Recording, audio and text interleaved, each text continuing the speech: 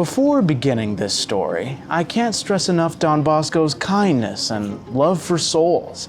He reminds us of our Lord Jesus Christ and how hordes of people flocked to him to be healed spiritually and even physically.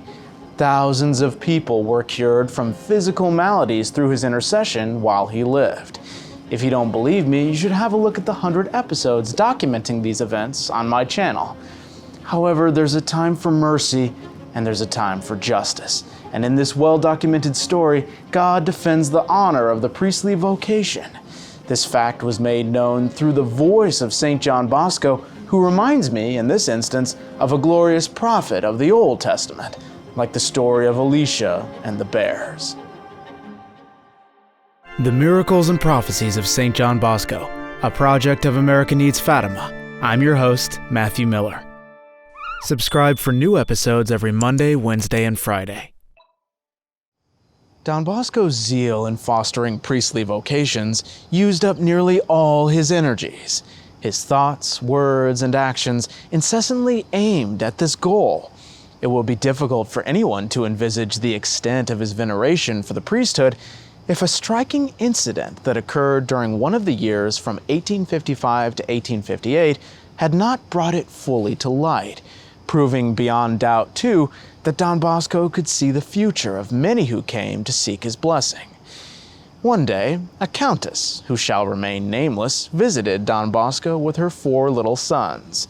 She begged him to bless them, and then she added, "Please, Father, tell me what their future will be."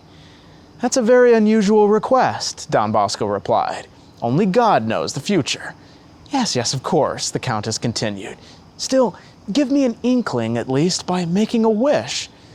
Playfully then, Don Bosco pointed to each boy in succession, saying, "You will be a great general, you a great statesman, and you, Henry, a famous doctor."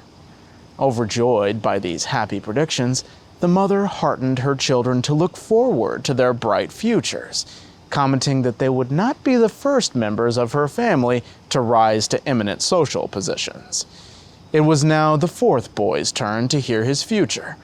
The mother anxiously waited as Don Bosco placed his right hand on the little boy's head and gazed affectionately upon him. "And this, my last one?" the countess inquired. "I wonder if this one's destiny will please you," said Don Bosco. "Oh, please tell me, Father. After all, this is all just in fun." "Well, this little one will be an excellent priest." The lady blanched. She was a practicing Catholic, yet overpowered by worldly consideration. She pressed her child protectively to her heart, as if to protect him from some terrible misfortune, and exclaimed, "My son, a priest?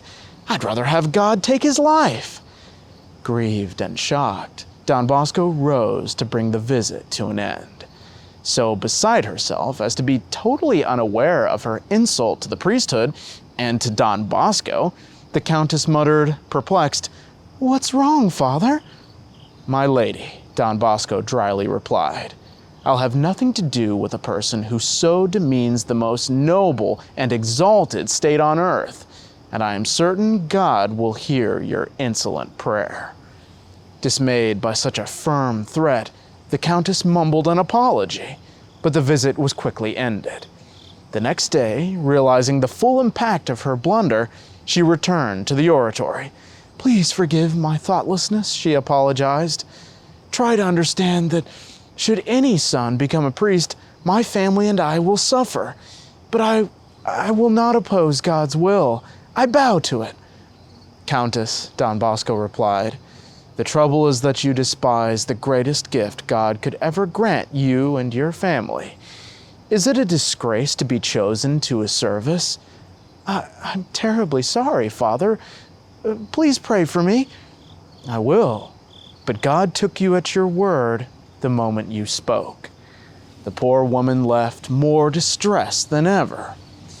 A few months later, a relative of hers called on Don Bosco to beg him to visit and bless the countess's child, who had taken ill. Don Bosco excused himself. The following day, several relatives and friends, and then the mother herself came to beseech him because the boy was sinking fast, and doctors were still unable to diagnose his illness. Don Bosco finally yielded. The young boy seized Don Bosco's hand and kissed it. Then sadly and silently, he kept looking from Don Bosco to his mother and back again. It was indeed a heartrending scene. After a heavy silence, the boy gathered his strength and, stretching his wasted hand to his mother, said, "Mama, do you remember there in Don Bosco's room? It was your wish, Mama. Now the Lord is taking me away." With a gasp, the unhappy mother broke into uncontrolled sobs, exclaiming, "My child, it was only because I love you so much. Please don't leave me. I need you. Beg Don Bosco to cure you." Don Bosco was too moved to speak. Finally, offering some words of comfort to his mother, he blessed the sick boy and left. God's decree, however, was irrevocable. The Lord's precious gift forfeited by the noble lady's son fell instead to a poor child of the oratory. On December 18, 1858, the cleric Joseph Rochetti was ordained a priest, to Don Bosco's great joy. He was the second oratory boy to be called to God's service, the first being Father Felix Revilio. The newly ordained Joseph Rochetti, like all his classmates, had often experienced Don Bosco's boundless generosity. He was a destitute orphan. One day, while still a cleric, or seminarian as we would call them now, he asked Don Bosco for a much-needed cassock. That very morning, Don Bosco himself had received one, as he too needed a cassock. Smilingly, he said to Rochetti, "Look, here's a brand new cassock just for you. Try it on." Jubilantly, the cleric took it. On his way to the dormitory, he met John Baptist Anfossi, a fellow student, and told him of Don Bosco's generous gift, which is how we know of this fact today. Father Rochetti was all for Don Bosco, and though frail in health, wanted to remain with him for life. He had a striking resemblance to St. Alphonsus Liguori. He was deeply pious, zealous in preaching, and exemplary in all he did. He said his first Mass on December 19, 1858, and this joyful celebration helped the boys get ready for the Christmas Midnight Mass, which they attended more fervently and devoutly than usual, also because they had been deeply impressed by some of Don Bosco's recent words. He had told them that he could not expect to live beyond 50, and at this time Don Bosco was 43, but that their prayers could obtain an extension for him. A short time later, on the last day of that year, Don Bosco made a stunning prophecy, which we will learn about on this upcoming Friday. So please subscribe and come back then. In the meantime, here's a playlist with the miracles that St. John Bosco performed, including raising an oratory boy from the dead, if you need to hear stories that emphasize God's loving kindness. Thank you all so much for watching. God bless you, and Our Lady keep you.